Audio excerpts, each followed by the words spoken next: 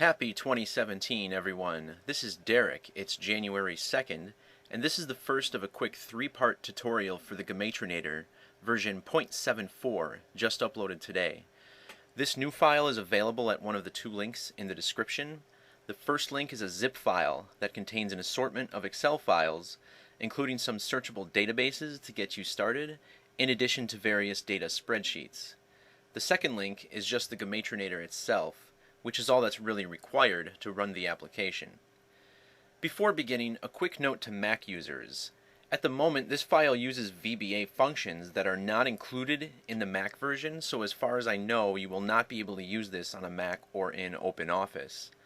I've only ever worked for companies that exclusively use Windows, so this was news to me following the original release. Macs appear to be missing a reference library called refedit.dll, and I don't believe there's a simple way to install it. If anyone watching this can get it to work or has any knowledge on this topic, please email me. I would love to make this full project available to users on all platforms. Eventually, the basic search functionality will be available online, but the Excel version can do so much more. So this first video is going to cover the basics of the Gematria tab, and will show you how to add or edit your own custom ciphers. As before, it's my suggestion you create a folder on your desktop or other common location so you can keep all relevant files in one place. Alright, after the splash screen, flip over to the Gematria tab. This is where you will conduct your searches.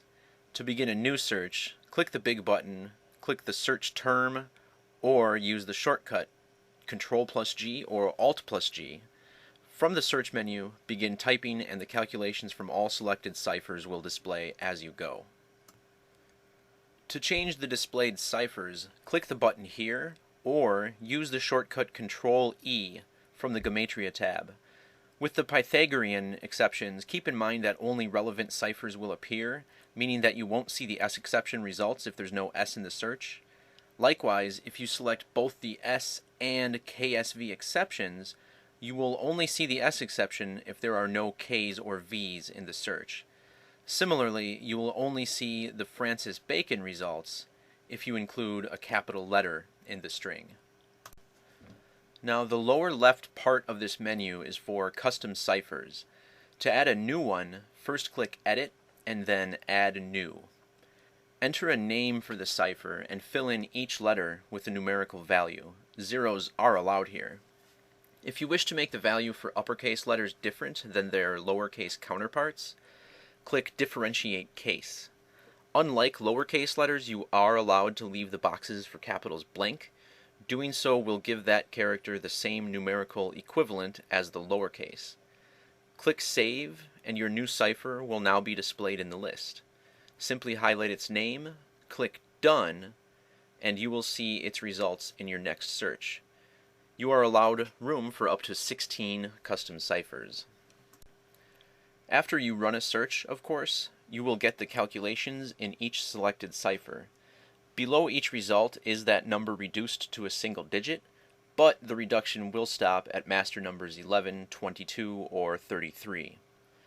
A new feature in version 0.74 is the ability to double-click any of the cipher names to view the breakdown. As the number one goal of this project is to help spread information, bloggers and forum users will find it useful to be able to copy the breakdown by simply clicking the button here or hitting C. If you want to modify the format the breakdown is displayed in, just click Options to tweak what you see. On the left side, you can choose what information to display, and on the right, you can modify the display for multi-word phrases. Either display the value for each individual letter, or show the entire sum of each word. The option to add a line break is also available. Another new feature is the Number Properties form. Now first off, if a phrase's calculated result is a prime, triangular, or Fibonacci number, it will say so above the cipher name and turn green. Otherwise, there will just be an info link you can also click to display the form. So this menu gives you some nice information. On top, you'll get the prime factorization. Below that is a breakdown of the number's position relative to each primary sequence list. Exact matches will turn green. To the left of these, the relative number of each list is shown. So for example, on this menu, we see that the 38th prime number is 163, The 38th triangular is 741, and the 38th Fibonacci number is, it's really big. Underneath that is a full list of divisors along with the count and sum. Much like the calculation breakdowns, you can simply click the checkbox on the lower left to enable click to copy. This will put the prime factors, sequence position, or list of divisors directly to your clipboard when you click them. It's also easy to navigate to the properties of a related number. Just click any of the blue underlined values you see, and the menu will refresh with that data. To enter a number manually, click the Change Number button or the number itself. Clicking Search for Matches will give you a list of words that sum to it, provided you have at least one searchable database enabled. I'll be covering that in the next video. I will note that this form works for all numbers up to 1 million, as the prime list has been expanded to include all prime numbers up to this value. You may enter numbers all the way up to 10 million, however, numbers over 1 million may not give you the prime factors, and it will take a bit longer to calculate. The last new addition I'll cover in this video is the search history.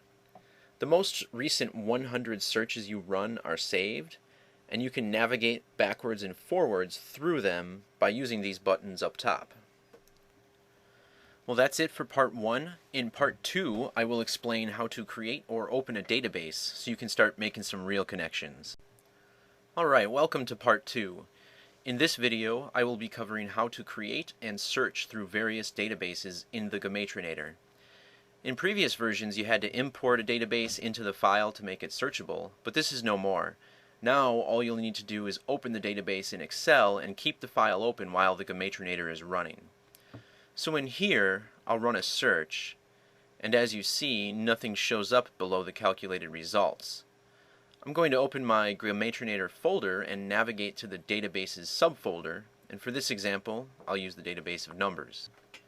As soon as this file is open, the Gematrinator will begin listing matches it finds in it. You can open as many of these as you want, and the files can be as large as your computer can handle. What this means is that the 350,000 line dictionary file I posted from the original version is now searchable like any other database. You can also combine multiple databases into one Excel file. Each individual tab will be treated as its own searchable database. Please note each database must have word or phrase listed in cell A1 or it will not be recognized. This version contains 2 more rows underneath the reduced results. The first row contains data showing how many matches were made. The first number shows how many matches were made in that particular cipher, and the second number counts the rest. The number in the row below that shows how many words in the active databases have their value in that specific cipher calculated. Please note there is a maximum number of results, and this cell will turn red when it's reached. To manage your databases, hit Ctrl-D from the Gematria tab, or click Edit Databases from the search menu. Each database you have open will populate in both of these boxes you see here. To exclude one of them from a search, just click its name to remove the highlight from the left box. Databases will be searchable by default upon opening. Towards the bottom, the Edit Database button will bring up a new menu that gives you 2 options. The first is Regenerate. This function will take all of the words from the selected database and repopulate the table with the results from each of the selected ciphers. So let's say, for instance, you've built up a large database, but you only have been saving the reduced and ordinal values. After going in and selecting additional ciphers, the Regenerate button will rebuild the entire database and include the results from each activated cipher with just one click. With this feature, you are able to update any databases you've created in previous versions of the Gematrinator with the results from the new ciphers. The second button on the form allows you to begin a brand new database from scratch. Click Create New and you'll get a menu asking you which workbook you want to add the database to and a prompt for its name. Click Create and you will see the new blank database appear. To enable saving a search to the new database, just go back to the Database menu and highlight it from the menu on the right. Once you return to the main page, you can add the search by clicking the Save button or hitting F1 from the search form. Save something you didn't want to? Just click Delete or hit F4 from the search form. The row containing data for the phrase you entered will be removed from all the databases you have designated for saving. When there are active databases, words or phrases whose gematria sums to the same value as the search entry will appear in the below list. If blue and underlined, it matches the search entry using the same cipher. Regular text indicates a word or phrase whose sum equates to that number in a different cipher. You will only be given results in ciphers you have selected. For instance, the word 3 sums to 336 in Sumerian, and 4 will show up as a match because it sums to 336 in Jewish gematria. However, unselecting the Jewish cipher from the menu will prevent this match from appearing the next time. To run a search for any matched phrases, simply double-click it. This works for any of the results numbers displayed as well. Entering a number instead of a word or phrase will find all matches in each selected cipher. So let's say you've run a search and find some interesting matches below. You now have the ability to export a list of all matched values and their sums in each active cipher. This is easy to do. Anytime you've completed a search that results in matches, just click the Export Matches button. Similar to how databases work, you just select which workbook you want to save the new file to. You can change the name of the tab as well if you wish. After clicking Export, you will get a page that looks similar to the databases. Here, however, the second row will display the word or phrase you entered, and below that, cells containing a number matching one of those values will be highlighted. A match to the result in the same cipher will be highlighted green. Before wrapping up, let's take a quick look at the List tab. This is almost identical to the previous version. Here you can type or paste a virtually unlimited number of words or phrases into column A. After verifying the databases you will be saving these results to, simply click Calculate All, and all of your results will be added, making them immediately searchable. As I've said before, the more capable you are with Excel, the more you can get out of this feature. As an example, I'll go to Wikipedia here and copy this table that contains the name of every nation in the world. In a new blank Excel file, I'll right-click cell A1, select Paste Special, and select Text. Normally, Excel will recognize the different table columns and split them up for you. However, you may need to do this manually. If you see that the entire table was copied to just one column, highlight that column and go to Data and Text to Columns.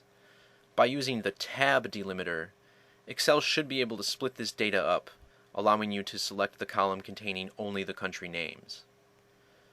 Copy this data and paste it into the top cell of the Gematrinator's List tab.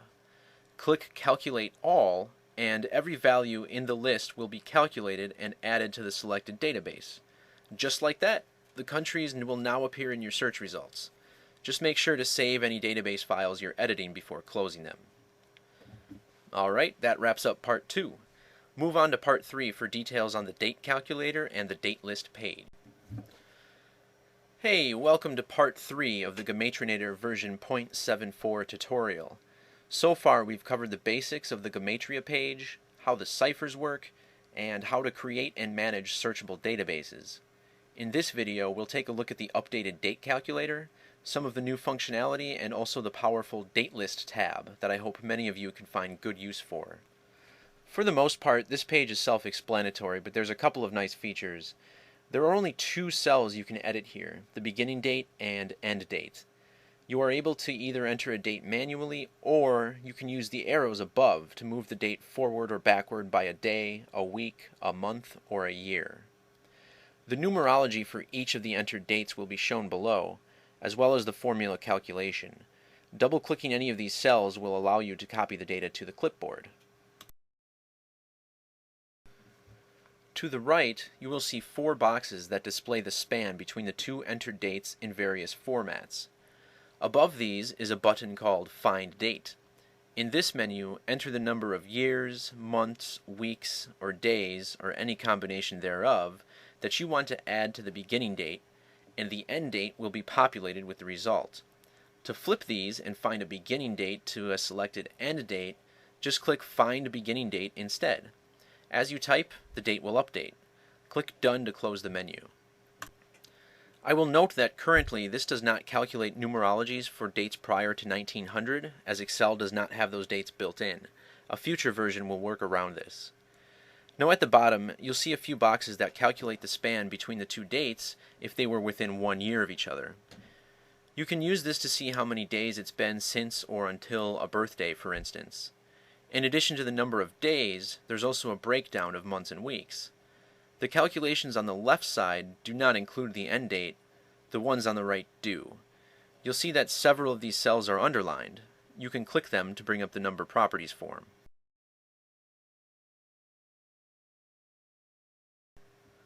Okay, so let's take a look at the Date List tab. This is also similar to the last version, however it's been reformatted. Let's go through these group by group. First, you'll get the numerologies for the start date. This goes through column N. Next, you'll get the numerologies for the end date, going through column Y. Beginning in column Z, you'll get the data for total span between dates. This information comes out of these boxes here on the right. Starting in column AH, you'll get the data that appears in the boxes down below here. For each of these 4 boxes, you'll get 5 columns of data. The first being the number of days, the next 2 being the number of months and days, and then finally weeks and days. There's a lot to look at here, so let me show you another example of how this can be used for good. What I'll do here is look up some of the high-profile celebrities who have recently died and enter their birth and death dates. Once these are entered, and again there's no real limit on how many you can punch in, just click Calculate List. You will be prompted to save the results in a new workbook, but you don't need to. This list that exported now shows me the date numerologies of their birth and death dates, as well as the number of days each of these celebrities lived. And as I scroll to the far right, you can see how many days from their birthday they were, both after their last and before their next. Alright, so that just about concludes this tutorial. Just as last time, please notify me of any bugs you have, and I will do my best to respond quickly. Now that this calculator is nearing completion, it's time to get busy with these tools and accelerate our research. For many years, the world has been itching for the right opportunity to speak out and wake those around them up, and I feel as if numerology and gematria is our best way to do this. While some people may inevitably remain sleepwalkers their whole life, many regular people are becoming increasingly open to the idea that something is greatly amiss in this world, with great thanks to the sheer ridiculousness of the Hillary Clinton, Donald Trump election season. Numerology and gematria can take those who cannot on their own conceptualize the fact that their perceived reality is a mere construct, and provide them with tangible, visible proof of manipulation in news, science, and sports. Let's all do our part in saving the world from the tyranny that certainly awaits if we continue to do nothing.